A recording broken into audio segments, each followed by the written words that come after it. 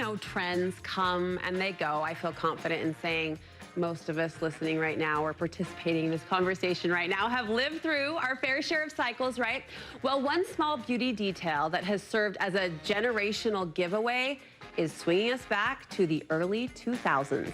Beauty expert Megan Moore is here to straighten us out. This feels like redemption. Does it?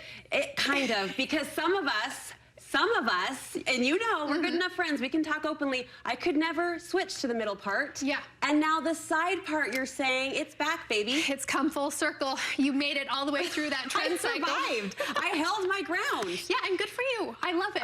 Okay, fine. She's being kind. So give it to us. What are we seeing? So we are seeing a swing back to the side part. It was definitely middle part heavy for the last 10 years, especially in the younger generation.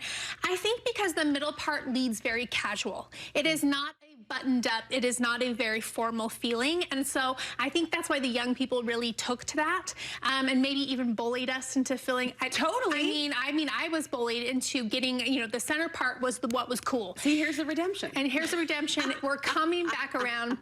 But more than that, what I think is impressive is I'm just seeing a softening overall of like these hard and fast rules. Yeah. And people are just like, do what you want to do. Do what's best for you, and not as much of that hard and fast, which I love to see. Well, what was interesting for me, and I'm not trying to defend myself, but like it created a harsh line from a symmetry perspective on certain face shapes, blah, blah, blah. But you're seeing a lot of celebrities now kind of rocking what you're doing so well today, the side part. Yes, I'm seeing a lot more of it on the red carpet. This is Mariska Hargitay. I mean, she just looks gorgeous. But again, it does lead more formal. So if you are somebody that is in a more formal position, maybe for work or for maybe a fancier event, then maybe swapping into that side part again and having both at play is a great option for you. What a good friend she is. She just validated my last 10 years of resistance.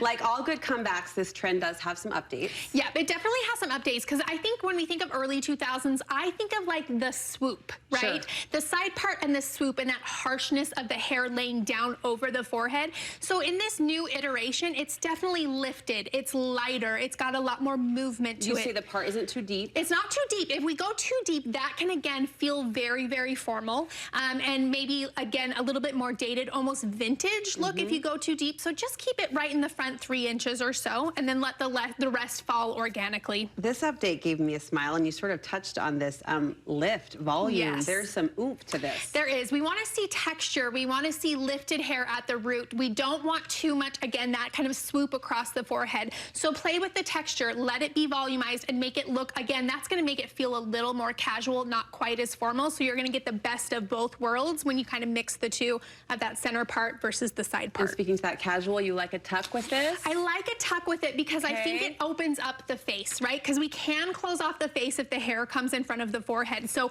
a tuck behind the ear on the other side is going to, again, keep the look a little bit more casual and make sure that we don't feel like we're hiding behind that curtain of hair. Keep it stiff, let it, or avoid it being stiff in style, let it move.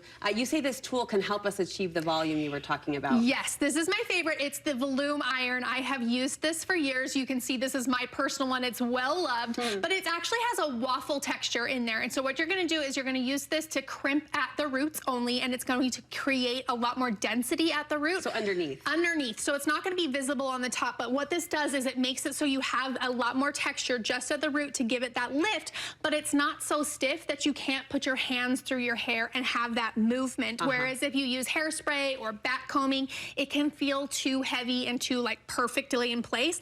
This is gonna give you that lift, but it's still gonna have that movement that we're looking for. So for someone with fine or thinning hair, this is gonna be your best friend. It's amazing. Way better than a stiff hairspray or even a powder. This is gonna allow the hair to like lift and move off of the scalp. And it's not necessarily something that you're like, oh, I can tell that you've gone in there and done a lot of work. Really got it. Right? This is gonna give you that lift, but it's going to be a lot more casual. Listen, small and silly style detail, admittedly, but kind of fun. Now that it's 2026 and it's back, what's my grade? You look great. Okay, I mean, she's been on top of it for the last 10 years. With the tuck, I'm back to the front row. Where can we get more advice from you, sister? Always at thebeautysnoop.com, and then over on my Instagram at BeautySnoop. Thanks for keeping it light for us, and a great follow. You'll love all the inspiration and small, attainable ways to stay current that she'll offer you there. So we'll link you from our website.